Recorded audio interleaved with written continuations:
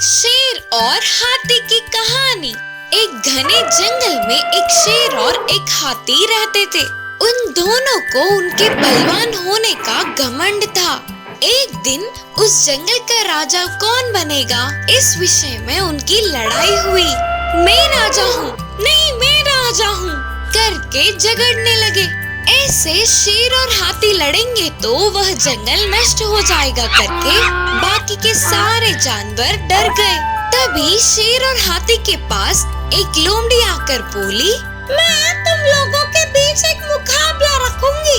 जो जीतेगा वही इस जंगल का राजा बनेगा। इसके लिए शेर और हाथी मान गए। लोमड़ी ने हाथी को बुलाकर कहा, आज रात होने से पहले तुम्हें एक हिरन को पकड़कर लाना होगा। ऐसे ही शेर को बुलाकर कहा, और तुम्हें एक पेड़ को गिराना है। दोनों उसकी बात मानते हुए जंगल की ओर भागे। लेकिन रात होने से पहले हाथी हिरन को नहीं पकड़ पाई और शेर भी पेड़ को नहीं गिरा पाया। तब लोमड़ी ने कहा, इस जंगल में हर एक जानवर अलग अलग तरह के काम कर सकते हैं, लेकिन सब सभी काम नहीं कर सकते।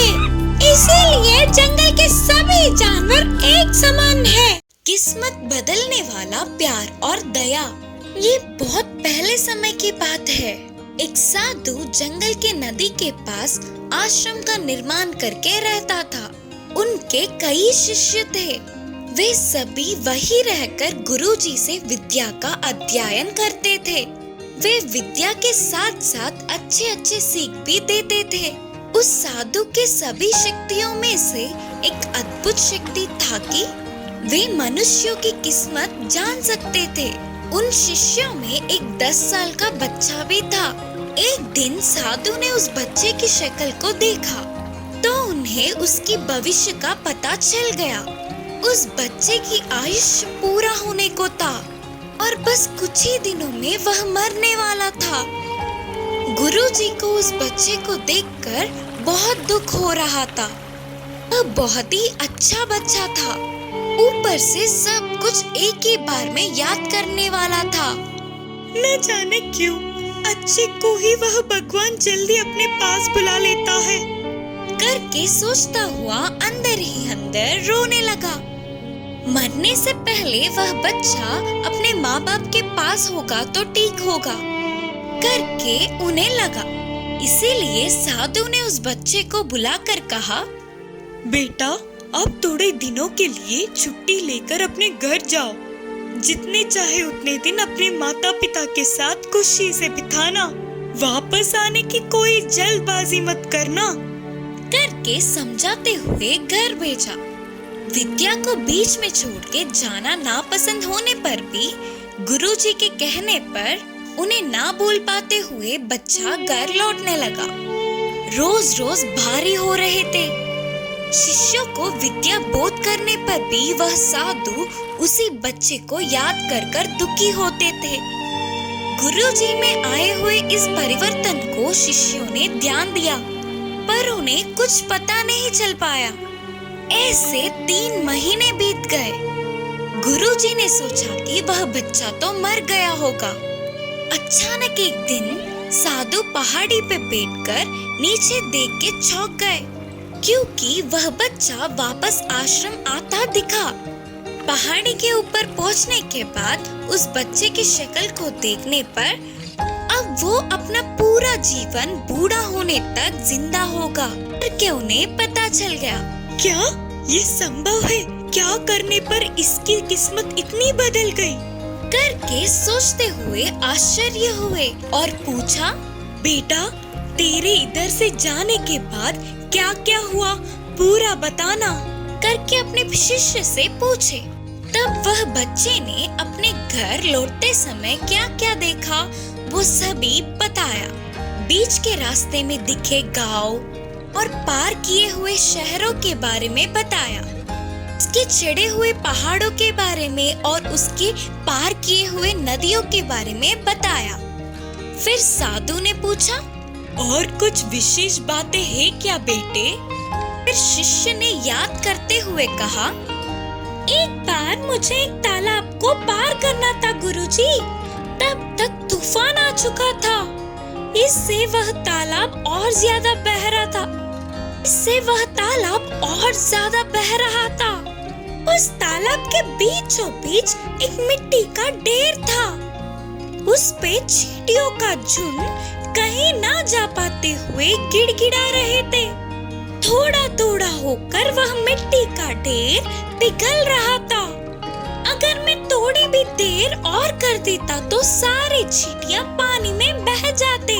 और गुरुजी, मुझे तो उन पर दया आई, तो तुरंत मैंने बाजू के पेड़ के डाल को उस मिट्टी के ढेर से लगाकर खड़ा था। तब सारे चींटियां डाल पे आ गए। मैंने उस ढाल को किनारे पहुंचने तक पकड़े रखा। फिर मैं अपने रास्ते चला गया। मैंने उन छोटे जीवों को बचा लिया। इससे मुझे बहुत खुशी मिली। तब साधु सोच रहे थे कि अच्छा, तो ये कारण है, इसीलिए देव देवताओं ने इसका आयुष्य बढ़ाया। करके साधु समझ गए। इस कहानी से यह शिक्षा मिलती है कि हमारी किस्मत हमारे हाथों में ही होती है। मगरमच्छ के आंसू। एक जंगल में एक बड़ी सी नदी थी।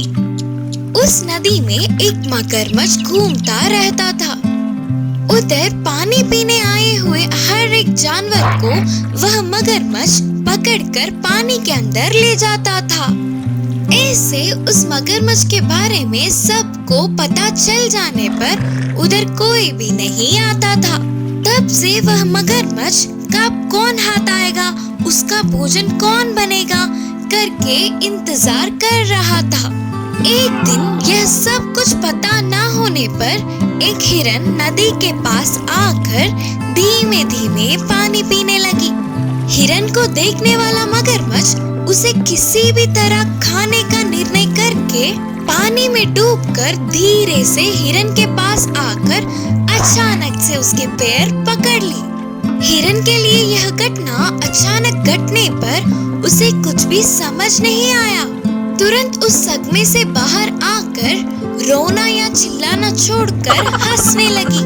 तो मगरमच्छ ने पूछा, पागल हिरन, मरते मरते क्यों हंस रही हो? मगरमच्छ मामू, पागल मैं नहीं बल्कि तुम हो। तुम मेरे पैर समझ के एक लकड़ी को पकड़कर चबाने जा रहे हो। बोलकर फिर से हंसने लगी। हिरन के ऐसे हंसने पर मगरमच्छ के घमंड को ठेस पहुंचा और उसने हिरन के पैरों को छोड़ दिया। किनारे पर पहुंचने वाली हिरन बार बार बच गई करके चैन की सांस ली और उधर से भागने लगी। देखो तो वह कोई भी लकड़ी के ना होने पर हिरन उसको बेवकूफ बनाकर चली गई करके मगरमच्छ को बहुत गुस्सा आया। ऊपर से स्वादिष्ट भोजन थोड़े में हाथों से फिसल के जाने पर बहुत दुखी हुआ। अगले दिन नदी के पास पानी पीने एक लोमड़ी आई। बात ये था कि लोमड़ी और मगरमच्छ अच्छे दोस्त थे। मगरमच्छ को ऐसे दुखी देखकर लोमड़ी ने पूछा, क्या हुआ दोस्त, दुखी लग रहे हो, हुआ क्या है? हिरन ने उसे बेवकूफ बनाकर कैसे बच के निकल गई करके पूरी बात बताकर मगरमच्छ ने आंसू बहाए। अरे नहीं, ऐसा हुआ क्या? तब तो दुख होगा ना, लेकिन तुम ये भूल गए कि मैं हूँ तुम्हारा दोस्त। अभी जाकर उस हिरन को बातों में फंसाकर इधर ले आऊंगा, बोला लोमड़ी। फिर हिरन के आने पर मगरमच्छ को क्या करना है यह सब उसके खान में उपाय बताकर लोमड़ी चल पड़ी। आखिर में लोमड़ी ने एक जगह पर हिरन को पकड़ ही लिया। हिरन दोस्त, लगता है किसी चीज के लिए ढूंढ रही हो। मैंने कच्ची घास को बहुत खा लिया, ऊपर से इस धूप से बहुत प्यास लग रही है। कहीं तो भी पीने के लिए पानी दिखेंगे तो अच्छा होता करके ढूंढ रही हूँ। हमारे पास में ही पीने के पानी का नदी है ना? ना बाबा ना, उस नदी में मगरमच्छ है। हाँ, तुमने सही कहा, लेकिन वो तो कल की बात थी। आज वह मगरमच्छ मरा पड़ा है। मैं सुबह ही नदी के पास गई थी और देखा कि वो मरा पड़ा था, तो बिंदास पानी भी पिया। तुम्हारी बात को मैं मान नहीं पा रही हूँ, तो फिर चलो तुम अपने आंखों से स्वयं देखकर पानी भी पी लेना। बोलकर लोमड़ी अपने साथ हिरन को ले गई। हिरन ने दूर से ही देखा कि मगरमच्छ मरा पड़ा था। फिर से पक्का करने के लिए और नजदीक गई, तो उसमें कोई भी हलचल नहीं थी। फिर भी हिरन को शक था, तो अपनी बुद्धि से बोली, अगर मगरमच्छ सच में मर गया तो उसके मुंह से उफ उफ के आवाजें आते हैं ना। हिरन को मनवाने के लिए मगरमच्छ उफ उफ उफ करने लगा। तुरंत हिरन दूर भागकर बोली, रोको, तुम्हारा ये नाटक। मरा हुआ कोई भी जानवर आवाज करता है क्या? मेरे बातों को दूसरी बार मानने वाले मगरमच्छ की मासूमियत से सच में हंसी आ रही है। बाप रे बाप, अभी भी मेरी बुद्धि से बच गई। अब से बहुत सतर्क रहना होगा। बोलकर उधर से झट से भाग गई। इससे मगरमच्छ और लोमड़ी एक दूसरे को देखते रह गए। इस कहानी की शिक्षा है कि उस हिरन की तरह हम भी अपने बुद्धि से काम लेंगे तो कितनी भी बड़ी मुसीबत से बाहर निकल सकते हैं। बेचारी हंस। एक जंगल में एक बरगद का पेड़ था, जिस पर एक कौवा और एक हंस रहते थे। कौवा बहुत मक्कार और चालाक था और हंस बहुत अच्छी और नरम दिल की थी। वह दोनों एक ही पेड़ पर रहते थे, पर अलग अलग डालियों पर रहते थे। इसी कारण वो दोनों अच्छे दोस्त और पड़ोसी थे। एक दिन जंगल में एक शिकारी शिकार करने आया। वो सारा दिन जंगल में इधर उधर भटकता रहा, पर उसे कुछ शिकार को नहीं मिला। जब नाउम्मीद होकर वो घर वापस जाने लगा, तभी उसकी नजर बरगद के पेड़ पर पड़ी। थका हुआ होने के कारण वह बरगद के पेड़ के नीचे थोड़ी देर आराम करने बैठ गया। थकावट की वजह से कुछ ही देर में वो सो गया। उस दिन बहुत तेज धूप होने के कारण हवा नहीं चल रही थी और गर्मी से वो बेचैन होने लगा। जब हंस ने ये देखा तो वो नीचे आई और अपने पंखों से उसे हवा करने लगी। ये सब देखकर मक्कार कौवा भी वहाँ आ गया और जोर जोर से हंसकर कहने लगा, तुम पागल हो गई हो क्या? तुम्हें पता भी है तुम क्या कर रही हो? वो एक शिकारी है, जैसे ही वो उठेगा वो तुम्हें मार देगा। कौवा गुस्से में उसके ऊपर बैठकर गंदगी करने लगा और जब वो वापस उड़ रहा था तो उड़ते उड़ते उसके सर पर जोर से मारकर उड़ गया, जिससे वो जाग गया और गुस्से में देखने लगा।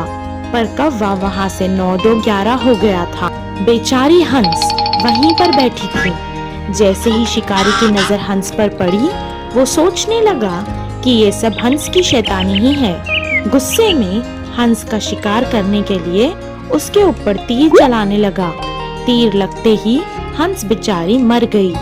मरी हुई हंस को लेकर वो वापस अपने घर चला गया। इस कहानी से हमें ये शिक्षा मिलती है कि मक्कार लोगों से बचकर रहना चाहिए।